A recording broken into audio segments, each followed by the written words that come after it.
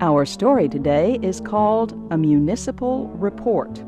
It was written by O. Henry and first published in 1904. Here is Shep O'Neill with the story.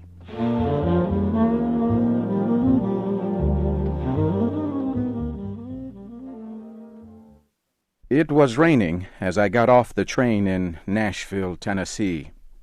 A slow, gray rain. I was tired, so I went straight to my hotel. A big, heavy man was walking up and down in the hotel lobby. Something about the way he moved made me think of a hungry dog looking for a bone. He had a big, fat, red face and a sleepy expression in his eyes. He introduced himself as Wentworth Caswell, Major Wentworth Caswell, from a fine Southern family. Caswell pulled me into the hotel's barroom and yelled for a waiter. We ordered drinks. While we drank, he talked continually about himself, his family, his wife, and her family. He said his wife was rich. He showed me a handful of silver coins that he pulled from his coat pocket. By this time, I had decided that I wanted no more of him. I said good night. I went up to my room and looked out the window. It was 10 o'clock, but the town was silent. A nice, quiet place, I said to myself as I got ready for bed. Just an ordinary, sleepy Southern town. I was born in the South myself, but I live in New York now. I write for a large magazine. My boss had asked me to go to Nashville. The magazine had received some stories and poems from a writer in Nashville named Azalea Adair. The editor liked her work very much. The publisher asked me to get her to sign an agreement to write only for his magazine. I left the hotel at 9 o'clock the next morning to find Miss Adair. It was still raining. As soon as I stepped outside, I met Uncle Caesar. He was a big old black man with fuzzy gray hair. Uncle Caesar was wearing the strangest coat I had ever seen. It must have been a military officer's coat. It was very long, and when it was new, it had been gray. But now, rain, sun, and age had made it a rainbow of colors. Only one of the buttons was left. It was yellow, and as big as a 50-cent coin. Uncle Caesar stood near a horse and carriage. He opened the carriage door and said softly, "Step right in, sir. I'll take you anywhere in the city." "I want to go to 861 Jasmine Street," I said, and I started to climb into the carriage. But the old man stopped me. "Why do you want to go there, sir?" "What business is it of yours?" I said angrily. Uncle Caesar relaxed and smiled. "Nothing, sir, but it's a lonely part of town. Just step in and I'll take you there right away."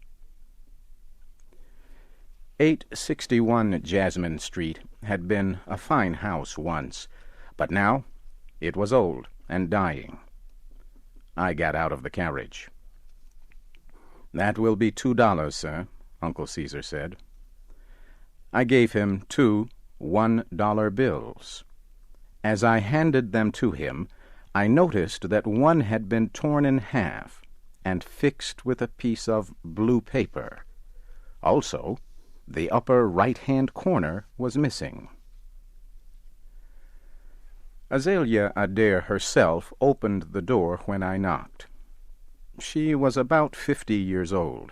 Her white hair was pulled back from her small, tired face. She wore a pale yellow dress. It was old, but very clean. Azalea Adair led me into her living room. A damaged table, 3 chairs, and an old red sofa were in the center of the floor. Azalea Adair and I sat down at the table and began to talk. I told her about the magazine's offer. She told me about herself. She was from an old Southern family. Her father had been a judge. Azalea Adair told me she had never traveled or even attended school. Her parents taught her at home with private teachers. We finished our meeting. I promised to return with the agreement the next day, and rose to leave. At that moment, someone knocked at the back door. Azalea Adair whispered a soft apology and went to answer the caller. She came back a minute later with bright eyes and pink cheeks. She looked 10 years younger. "You must have a cup of tea before you go," she said. She shook a little bell on the table, and a small black girl about 12 years old ran into the room. Azalea Adair opened a tiny old purse and took out a dollar bill. It had been fixed with a piece of blue paper, and the upper right-hand corner was missing. It was the dollar I had given to Uncle Caesar. "Go to Mr. Baker's store, Impey," she said, "and get me 25 cents worth of tea and 10 cents worth of sugar cakes, and please hurry." The child ran out of the room. We heard the back door close. Then the girl screamed, her cry mixed with a man's angry voice. Azalea Adair stood up. Her face showed no emotion as she left the room. I heard the man's rough voice and her gentle one. Then a door slammed, and she came back into the room. "I am sorry, but I won't be able to offer you any tea after all," she said. "It seems that Mr. Baker has no more tea. Perhaps he will find some for our visit tomorrow." We said goodbye. I went back to my hotel. Just before dinner, Major Wentworth Caswell found me. It was impossible to avoid him. He insisted on buying me a drink, and pulled 2 $1 bills from his pocket. Again, I saw a torn dollar fixed with blue paper, with a corner missing. It was the one I gave Uncle Caesar. How strange, I thought. I wondered how Caswell got it. Uncle Caesar was waiting outside the hotel the next afternoon.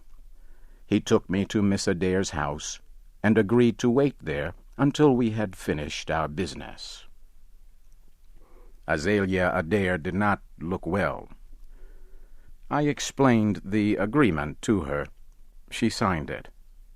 Then, as she started to rise from the table, Azalea Adair fainted and fell to the floor. I picked her up and carried her to the old red sofa. I ran to the door and yelled to Uncle Caesar for help. He ran down the street. 5 minutes later, he was back with a doctor. The doctor examined Miss Adair and turned to the old black driver. "Uncle Caesar," he said, "run to my house and ask my wife for some milk and some eggs. Hurry!" Then the doctor turned to me. "She does not get enough to eat," he said. "She has many friends who want to help her, but she is proud. Mrs. Caswell will accept help only from that old black man. He was once her family's slave." "Mrs. Caswell?" I said in surprise. "I thought she was Azalea Adair." "She was," the doctor answered, "until she married Wentworth Caswell 20 years ago. But he's a hopeless drunk. He takes even the small amount of money that Uncle Caesar gives her. After the doctor left, I heard Caesar's voice in the other room.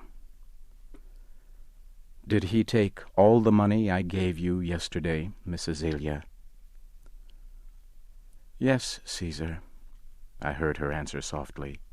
"He took both dollars." I went into the room and gave Azalea Adair $50. I told her it was from the magazine. Then Uncle Caesar drove me back to the hotel. A few hours later, I went out for a walk before dinner. A crowd of people was talking excitedly in front of a store. I pushed my way into the store. Major Caswell was lying on the floor. He was dead. Someone had found his body on the street. He had been killed in a fight. In fact, his hands were still closed into tight fists. But as I stood near his body, Caswell's right hand opened. Something fell from it and rolled near my feet. I put my foot on it, then picked it up and put it in my pocket. People said they believed a thief had killed him. They said Caswell had been showing everyone that he had $50, but when he was found, he had no money on him. I left Nashville the next morning. As the train crossed a river, I took out of my pocket the object that had dropped from Caswell's dead hand. I threw it into the river below. It was a button, a yellow button, the one from Uncle Caesar's coat.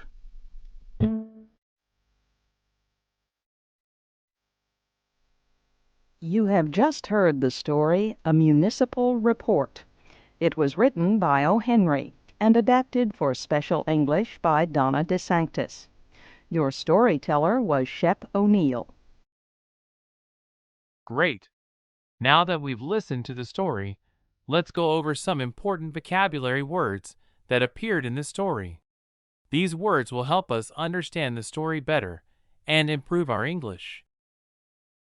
Vintage, old and classic, often from a past era. Example: a vintage steam train crosses a towering iron bridge over a calm river. Steam train, a train powered by steam, commonly used in the 19th and early 20th centuries. Example from the story: I left Nashville the next morning. As the train crossed a river, towering, very tall or high. Example: the train crossed a towering iron bridge over a calm river. Iron bridge, a bridge made of iron, often used for trains in the early 20th century. Example from the story: as the train crossed a river, I took out of my pocket the object that had dropped from Caswell's dead hand. Calm river, a river with still or gently flowing water. Example: I threw it into the river below. It was a button, a yellow button, the one from Uncle Caesar's coat. Hazy, having a soft, misty appearance, often caused by fog or early morning light. Example: the sky is soft and hazy, with hints of orange and blue reflecting off the water below. Reflection, the image of something seen in a mirror or water. Example: the sky's colors are mirrored in the river. Protagonist, the main character of a story. Example from the story: the narrator is the protagonist who witnesses Major Caswell's death and later throws away the button. Tumbles, to fall or drop down in a rolling or uncontrolled way. Example from the story. I threw it into the river below, referring to the yellow button falling into the water, catching the sunlight. A phrase describing how an object momentarily shines when hit by sunlight. Example. As he releases it, the button tumbles downward, catching the sunlight before disappearing into the river. Resolution. A sense of closure or decision. Example from the story. The protagonist throwing away the button symbolizes his decision to leave the mystery behind. Symbolizing. Representing something else. Example. The river washing away the button symbolizes letting go of a secret or mystery. The yellow button wasn't just an object. It was a symbol of everything that had happened in Nashville. Thinking back to our vocabulary section, how does the idea of resolution or symbolizing connect to the protagonist's decision to throw it into the river? Why do you think he did it? Share your thoughts in the comments. If you enjoyed this story, don't forget to like, subscribe, and hit the notification bell for more classic tales brought to life. Share your thoughts in the comments. What do you think really happened at night? Thanks for watching, and we'll see you next time for another American classic.